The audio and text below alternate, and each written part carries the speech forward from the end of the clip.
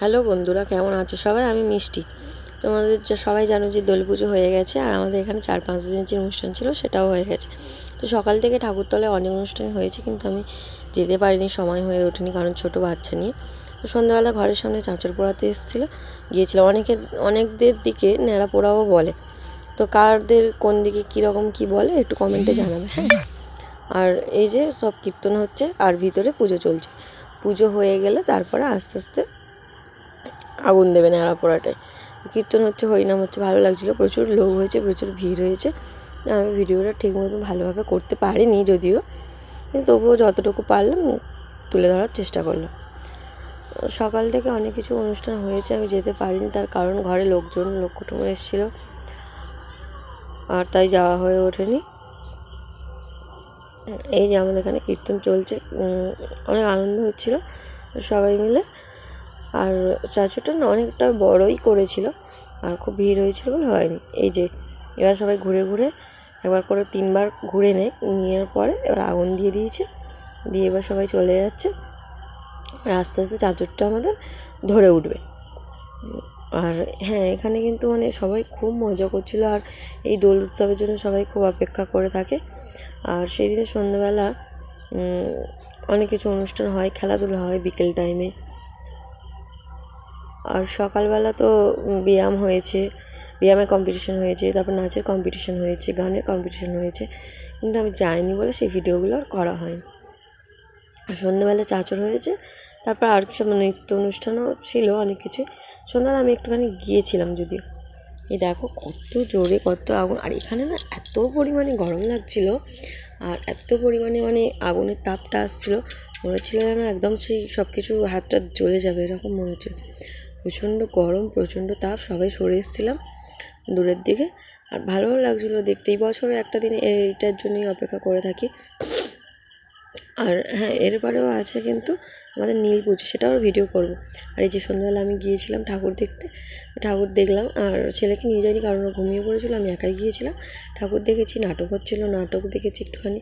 আর নাটক তো এই যে হচ্ছে, আমি তো মাথামুন্ডু কিছুই বুঝতে পারিনি কি হচ্ছে না হচ্ছে, তা একটুখানি দেখেছি, বেশিক্ষণ দেখিনি।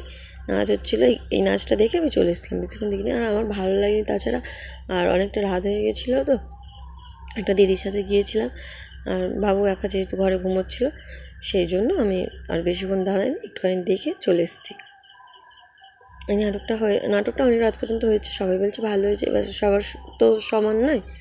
নাটকটার নামটা কি একটা ছিল, বেশ চণ্ডালিনী নাকি একটা এরকম ছিল, আমি না ভুলে গেছি, ঠিক একটা মনে নেই।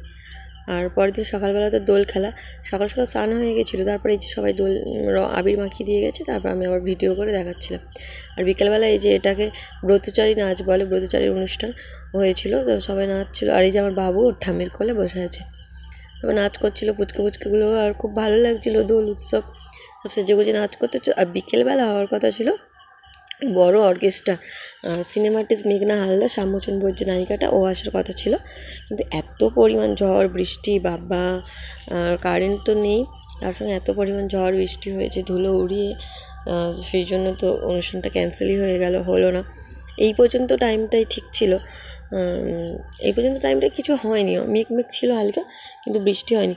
যেই না সন্ধে হলো, ও বাবা রে বাবা, এত পরিমাণ বৃষ্টি, এত পরিমাণে।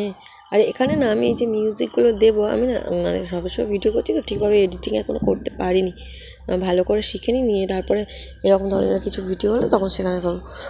সেখানে না আমার দিতে পারিনি আর কি, ভয়েস ওভারই হয়ে যাচ্ছিলো, মিউজিকগুলো যে কীভাবে দেবো বুঝতে পারছিলাম না, ভালো হচ্ছিলো, তাই জন্য মিউজিকগুলো তোমাদের সঙ্গে শেয়ার করা হলো না। এখানে সে খেলবো হোলি রং দেবো না, এরকম একটা গান হচ্ছিলো, ভালো লাগছিলো। বাচ্চাদের নাচ তো, বাচ্চা বড়ও ছিল অবশ্য, বাচ্চা বড় সবাই ছিল, আর ভালো লাগছিলো, খারাপ হয়নি মোটামুটি।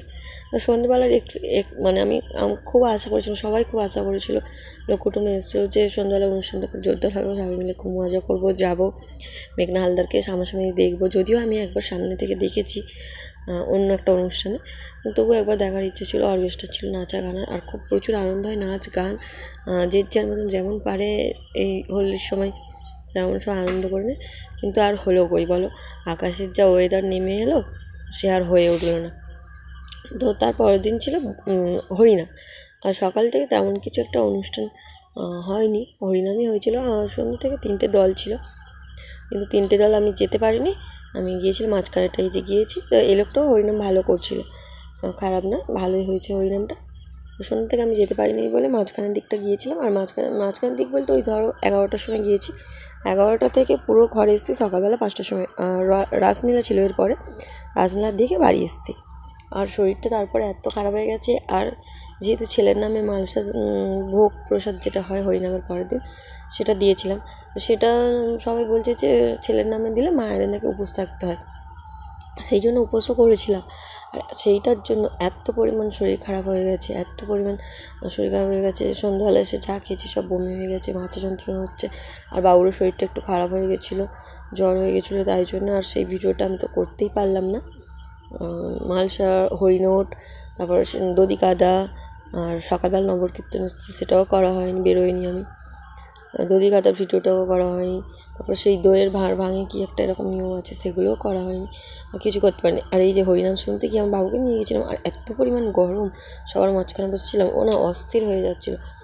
তারপর ওকে নিয়ে বাড়িও চলে এসেছিলাম, আবার গিয়েছিলাম পরে।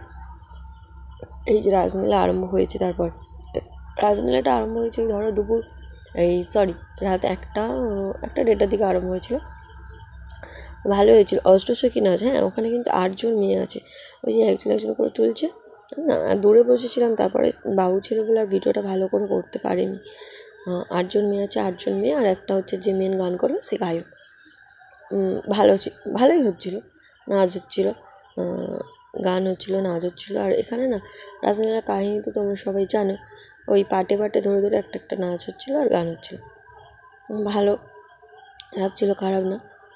আর আরেকটা কথা বলা হয়নি আগের ভিডিওতে, তোমরা অনেকেই ভালোবাসা দিয়েছো, ঠিক আছে। আমার না ফোনের ক্যামেরাটা, আমার তো নর্মাল ফোন, তো ফোনের ক্যামেরাটা সেই জন্য হয়তো সব ভিডিও ফটো ভালো আসে না। তোমরা একটু তবুও একটু লাইক কমেন্ট শেয়ার করে দিও, একটু ভালোবাসা দিও। যেহেতু আমি নতুন নতুন করে চেষ্টা করছি, ভাবছি সবাই করছে, তাই আমারও বানানোর ইচ্ছে হলো। সেই জন্য ভিডিওগুলো আমি আস্তে আস্তে ছাড়ছি। এর জন্য যারা যারা ভিডিওগুলো দেখছে, তারা নিজেদের লোকের কথা বলছি, অনেকে বলছে, অনেকে অনেক কথাও শোনাচ্ছে, কিন্তু তবুও আমি ভাবছি যে না, যে যাই বলুক, আমি ভালো লাগে এইসব জিনিসগুলো, তাই করি। আর আমার রিলস বানাতেও ভালো লাগে, রিলসও বানাই। তোমরা আমার ইনস্টাগ্রামে গিয়ে ফলো করে দিও আর দেখতে পারো ভিডিওগুলো। যাই হোক, আমার ভিডিওটা কেমন লাগলো সবাই প্লিজ লাইক কমেন্ট শেয়ার করে দেবে। টাটা।